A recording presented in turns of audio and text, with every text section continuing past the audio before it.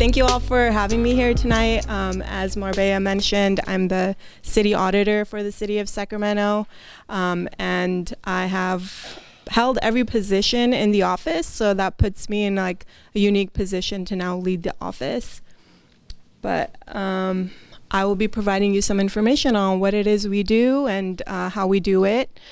Some people really, when they think of auditing, they think of bean counting, and that's not really what we do. The internal audit profession has really evolved in the last, few decades, and we are more than just confirming how money was spent.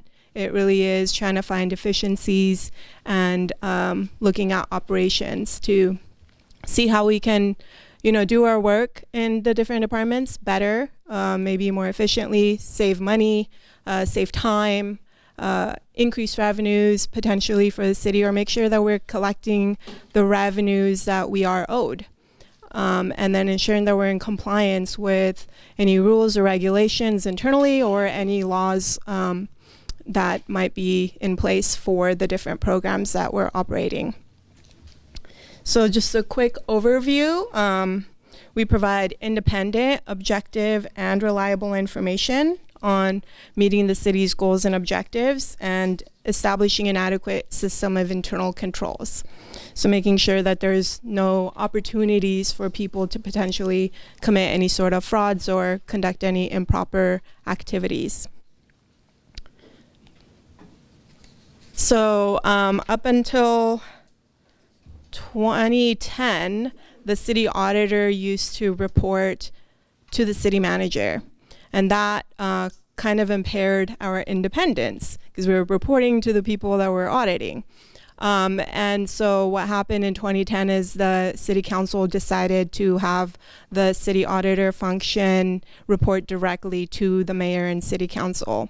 And then in 2018, there was a charter amendment measure that made the city auditor a charter position. So now voters can only be the ones to get rid of the city auditor position in the city of Sacramento. Is no longer in the hands of the mayor or city council if they didn't want to keep the position. So that happened, and then in 2018 as well, our office kind of took over the duties of the independent budget analyst, which was a separate office. And so it was combined, and now Section 77 of the city charter states that the city auditor shall independently assess and report on city operations and services, assist the council in the conduct of budgetary inquiries and in making of budgetary decisions, and shall have such other powers and duties as may be prescribed by state law and by ordinance or resolution of the city council. So the city code and the city council did pass ordinances to create section 2.18050 in the city code that further identifies the work that we do. So we conduct audits of city departments or offices, boards, commissions, committees as directed by the city council. We do not investigate or audit the city council itself, just because, again, you're not independent if you are investigating or auditing your bosses. And then we manage the city's whistleblower hotline and determine if there are allegations of fraud, waste, or abuse or improper government activities that need to be further investigated. Again, as I mentioned, we do budgetary inquiries as directed by the city council. And we make recommendations to the council in any of our work, so audits, investigations, research analysis projects. And then, as I mentioned, we don't audit the city council unless a specific council member requests for our office to come in and audit themselves. So.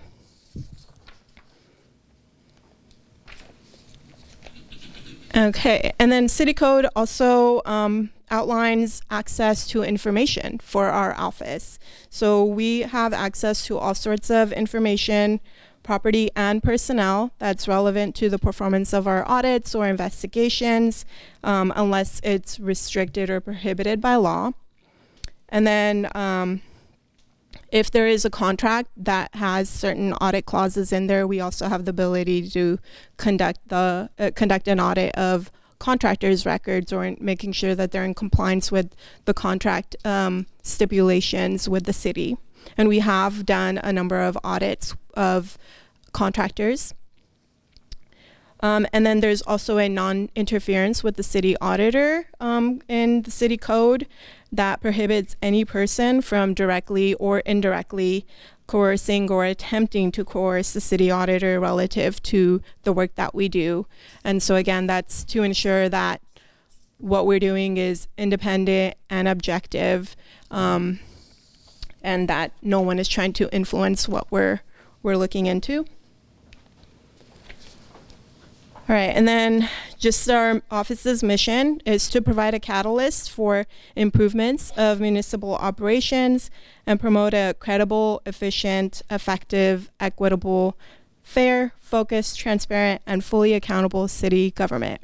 That was a lot of stuff. I'm working on updating this mission because it's true, but I think it could be said a little bit better. All right, and as I mentioned, our philosophy is really to be independent, objective, and reliable. And so we want to make sure that we're independent in fact and in appearance when we conduct our work, so that we are impartial.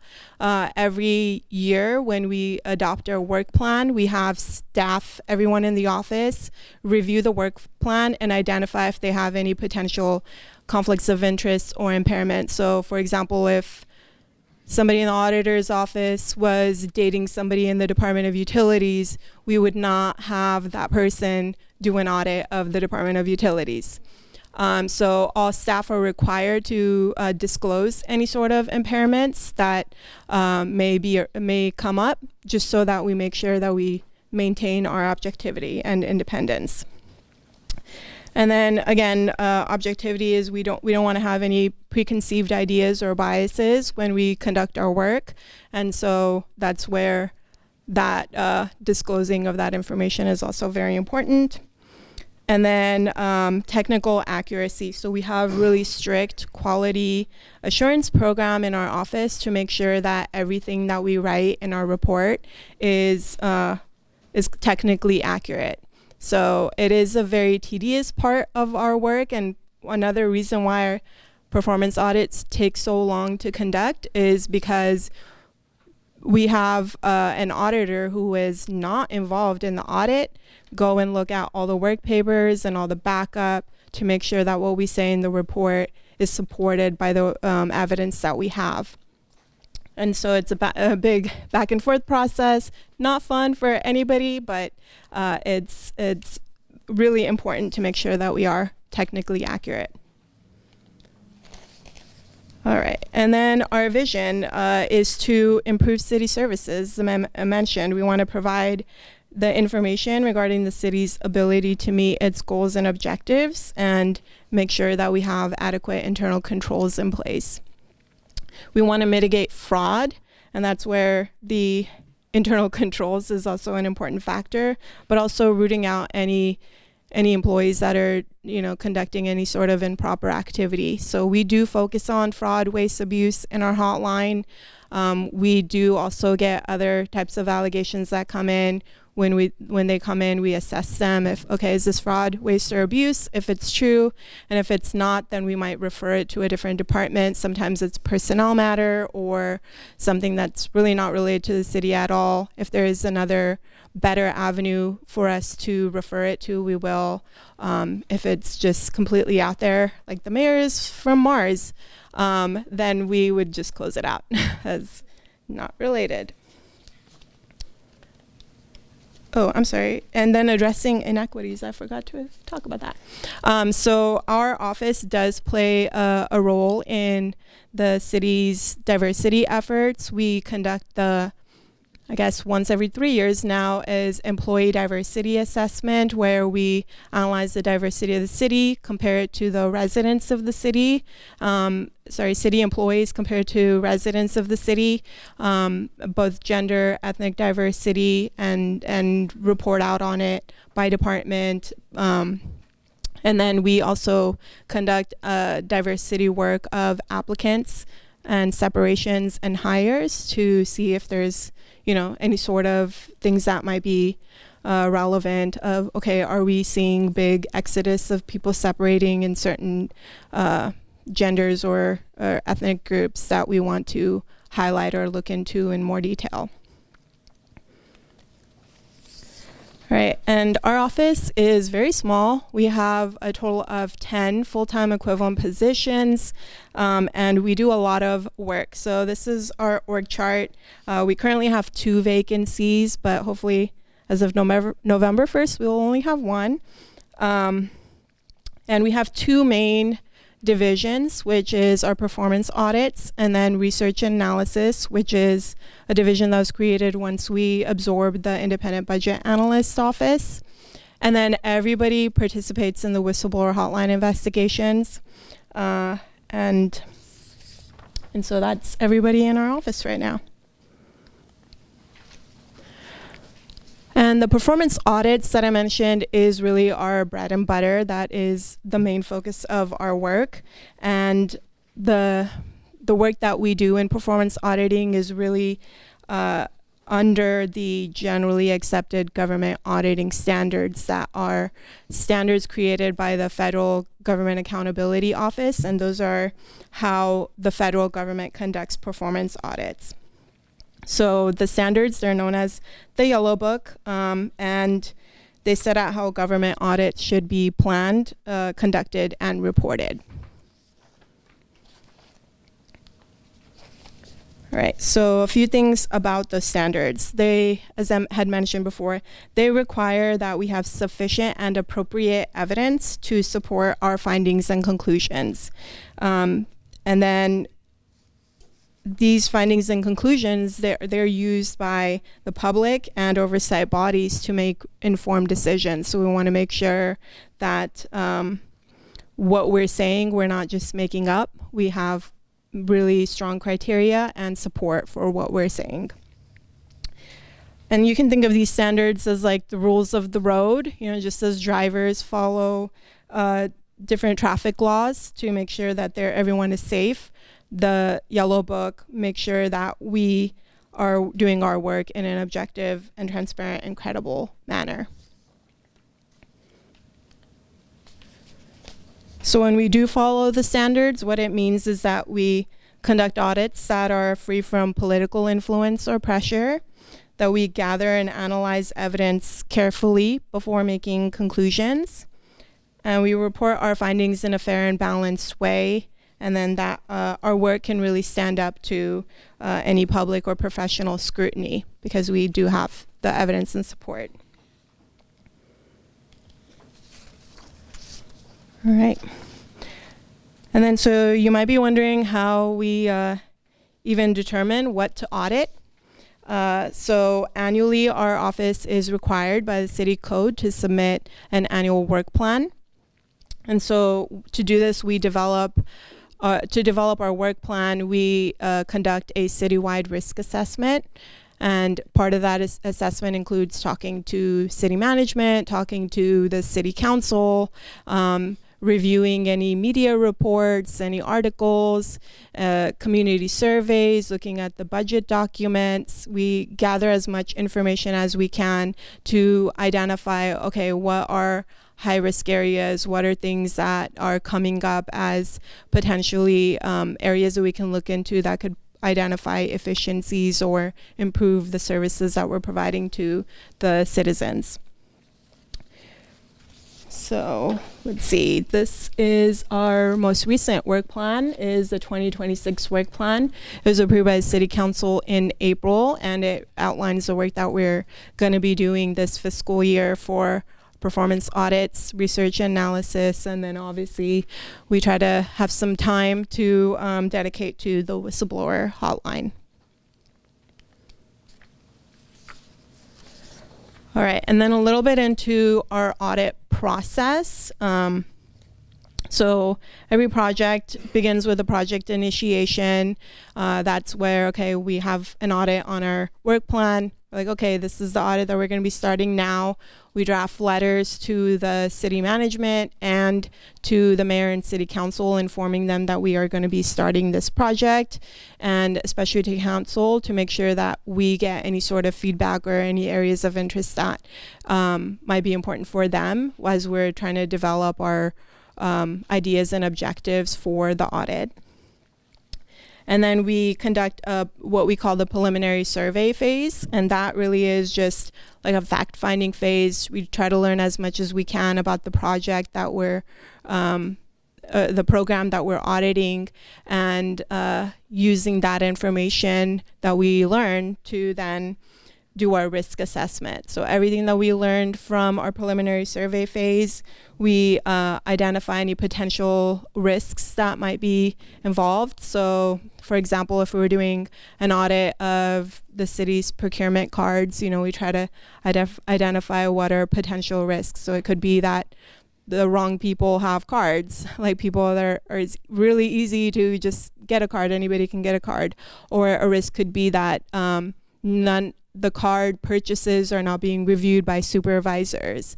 It could be that there's no limits on the cards and people just purchase however much they want. So those are all, potential risks that we could identify, and then we'll identify, okay, how big of a risk is it?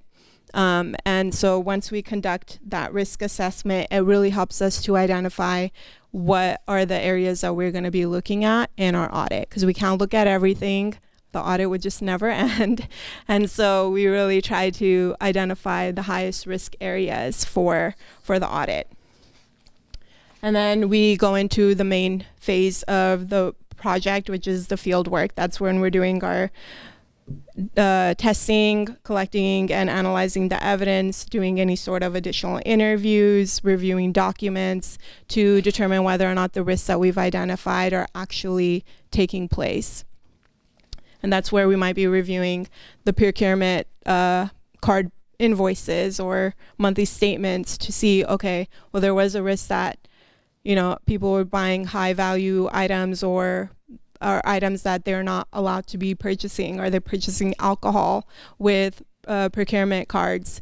Those are where we would be looking at the actual expenditures if that's actually happening.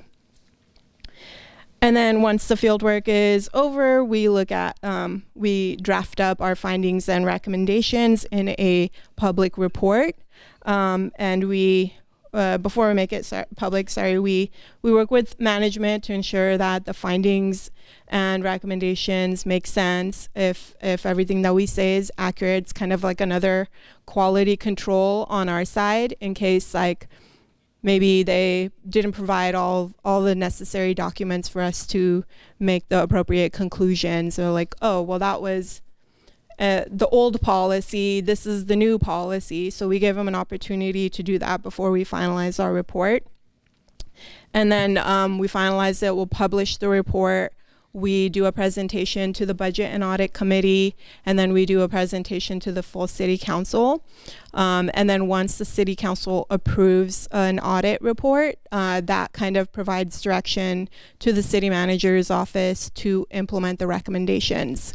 And then, so we have our project closeout, which is really administratively making sure that we have all the work papers that we need and doing all of that work. And then we have a recommendation follow-up period. So every 6 months, we follow up on all the recommendations that have been approved by the City Council but have not been implemented by the departments. So we'll reach out to all the departments on all our open recommendations and say, hey, can you let us know what's been done in the last 6 months to close out these recommendations? And sometimes they'll be like, we haven't really done much on this recommendation for staffing reasons or whatnot, and we'll report out that there was no progress made. But if they did have some sort of progress, then we kind of work with them. Okay, can you provide us support for what you've done? And especially if they've identified it as implemented, we want to make sure that we agree that it's been implemented. But once the recommendation is implemented and we agree and we close it out, then we stop following up on those. All right, so just to give you a sense of the breadth and types of projects that we do in our office, these are the projects that we completed in fiscal year 2025. So we had a couple of fund reviews for the Department of Utilities. And one thing I forgot to mention is we have a dedicated Department of Utilities auditor. So there's always Department of Utilities work that we do. And then we have a part-time dedicated cannabis auditor that does look into cannabis work as well. So with these fund reviews, it really was to assess the fiscal stability of the two funds.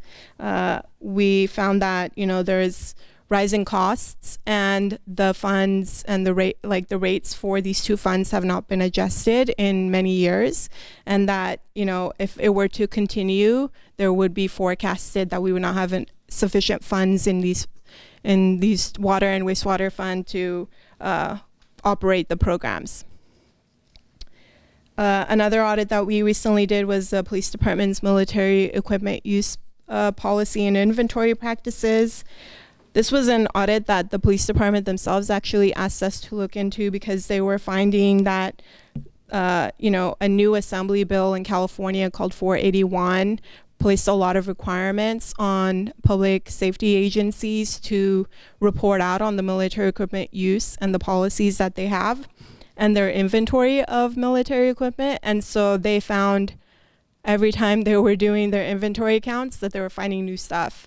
And they're like, okay, we don't know anything about inventory. Can you kind of help look at this and help us make sure that we are identifying all of our inventory and making sure that when we do have inventory that we are appropriately tracking it.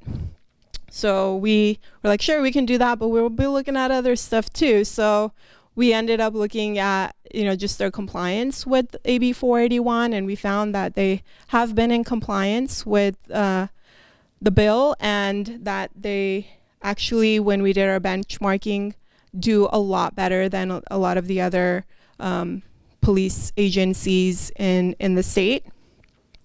But we did identify areas where they could improve, and especially their inventory practices. So they're working on those recommendations, I think, now.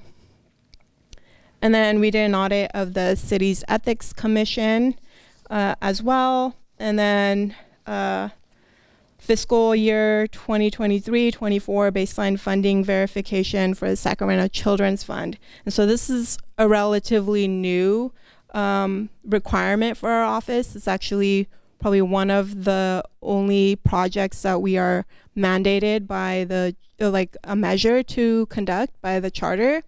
And so in 2022, the voters passed Measure L, which was the Sacramento Children and Youth Fund. It was called the Sacramento Children and Youth Health and Safety Act. But what it really does is establish a funding stream for supporting youth services in the city of Sacramento. So it takes what is roughly 40% of city cannabis business operations tax revenue and puts it in a children's fund to be used for specific purposes in serving youth. And in this case, youth is anyone under the age of 25. But what the measure says is if we are already spending money on youth services, we can't supplant those expenditures with the new revenue.